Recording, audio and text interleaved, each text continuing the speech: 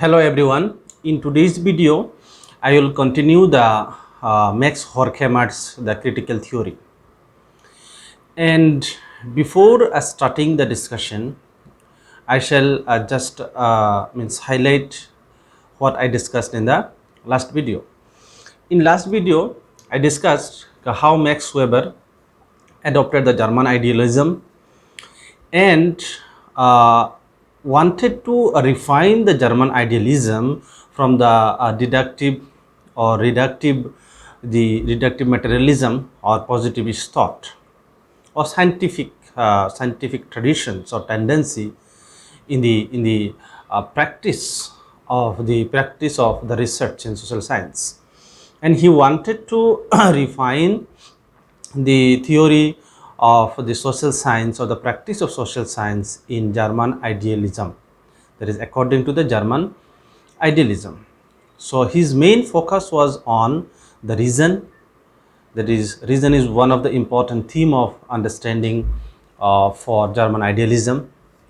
So in today's video, I will just briefly tell you what is reason and what is idealism, and then I will proceed towards the Horkheimer's, the next point of discussion. But I will separately discuss over the issue of idealism, German idealism particularly, and the reason, because these are very broad topic, have lots of things to discuss, and I will make many videos over these things because these are very philosophically means the developed or deep rooted concepts. And I also urge my viewers to suggest any topic or any kind of views over it, so that it will be helpful for me to make further videos. Anyway, now come to the point, that is reason. Reason uses by the German idealist or the other idealist as an epistemological methodology. That is, it's a methodology or epistemology. But before that, it was considered as the ontological entity, because reason was considered as a process or as a faculty of the human mind, or a process of human mind that was a kind of the part of the universe, a part of the nature, and it was studied as a human mind's capacity to understand the phenomena, to understand the universe, to understand the world around us. But laterly, philosophical development made, particularly in the German idealism, which used the reason as something which outside the world, outside this natural, outside this theological world, outside this the God's world, as something which can help to understand, which can help to differentiate the intuition or a sense or a kind of the other assumptions and all. It can be used as a method or as object of the critical analysis to understand the power of the nature and the power and authority of the cultural world and others. So that means reason has become a methodology, epistemology in the later part of the philosophy, that is in the German idealism and other idealism. So now come to the point of idealism. Idealism is a very big topic. It's a philosophical movement that deals with abstract entities, the abstract notions. It is opposite of the empiricism particularly. Empiricism mainly focuses on the ground reality concepts, the evidence, through concrete reality, concrete structures, existence like being entity, transcendent, and many things. But idealism focuses on abstract notions, abstract entities, which is a very important part of the human society, very important part of the human beings. These abstract notions which has to be studied distinctively, which has to be studied distinctively. There are many ways to study it. So reason is one of the aspect of the idealism. That is one of the theme of the idealism to study. So Horkheimer believes that the Kantian, the idealism basically used the reason as object as well as subject of the critical analysis. That is, now come to the uh, point of Horkheimer's use of idealism. Horkheimer used the German idealism, and he wanted to redefine the idealism from the influence of, he wanted to actually revive the German idealism from the influence of deductive empiricism or positivist thought. According to him, the reason can be used even by the positivist thought or empiricism, but their use of reason may be for the scientific calculation of reason, or a formal logical inferences of anything through using scientific method. That they may use the reason, as a kind of mathematical tool to carry out a scientific calculations and get the result, the scientific or logical inferences. But the Horkheimer wanted to revive it from the influence of this deductive empiricism or deductive materialism or empiricism or positivist thought, and wanted to take it towards the critical materialism, the dialectical materialism, and from that he used the critical theory. He wanted to use the reason for understanding the abstract, the ideas, and do the critical practice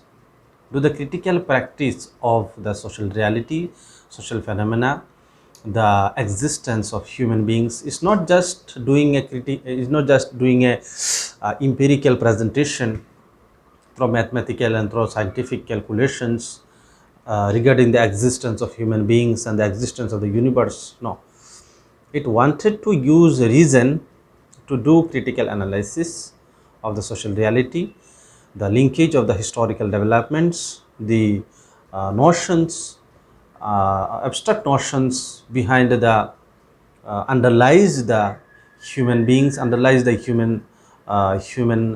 the generations, underlies the social structure of various regimes, various eras, and so on.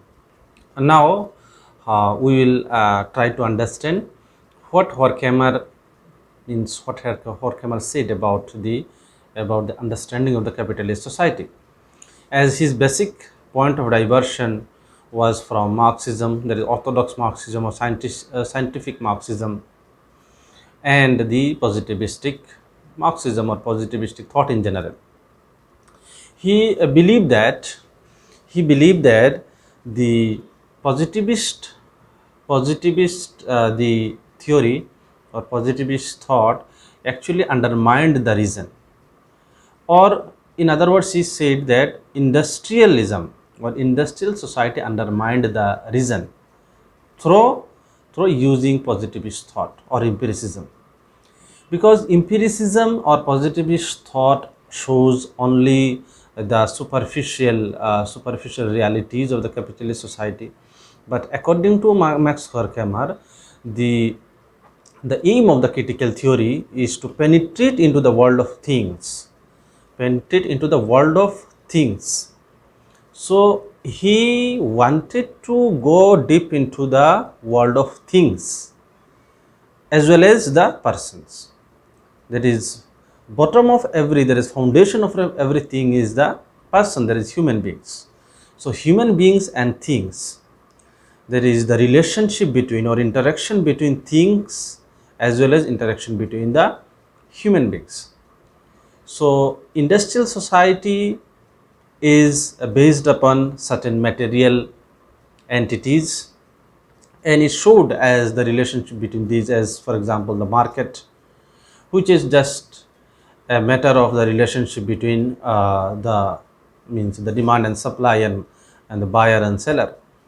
But there underlies many important notions, many important laws, and the human beings involved. So his idea of the critical theory, or his aim of using critical theory is to penetrate into this world, this foundation. So he criticized the positivist thought because of this, because it only uses the superficial reality through understanding the surface reality, that is existence of the classes, existence of the conflict, possibility of the revolution and all. But it never focused on the reason. Max Horkheimer made it clear that critical theorists or critical thinkers starts their or begins their critical practice by knowing that they are neither neutral nor objective. Means they go as a partial thinker, but their partiality is based upon certain goal, basically two goals. One is understanding or the restoration of the human relationship, non-exploitative human relationship, restoration of the non-exploitative human relationship. That is through understanding, through critical analysis, through critical understanding, or through critical presentation of the reality, the critical thinker wanted to restore the non-exploitative relationship among human beings or among human groups.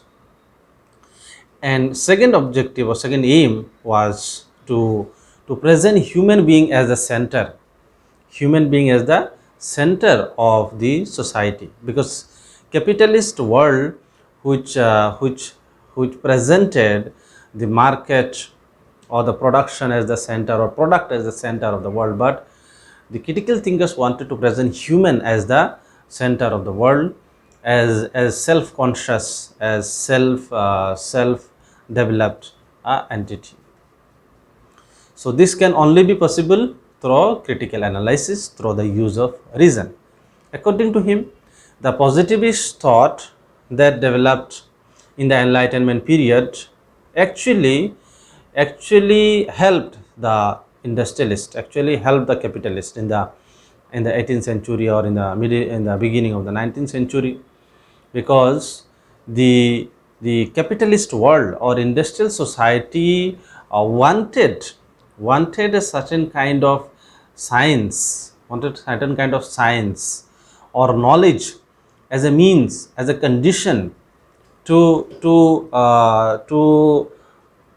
get or attain their profit, attain their benefit. So ultimately, this positivist thought helped them attaining their goal, that is attaining the capitalist's goal. This positivist thought or empiricist or scientific thought actually used as a medium of attaining goal by the capitalist world. It was not for human understanding, it was not for understanding or analysis of the human society or human sufferings in the capitalist society or the revolutions around. It rather the use of the surface reality, the possibility of conflict, the extent of conflict, the extent of the revolutionary measures and all.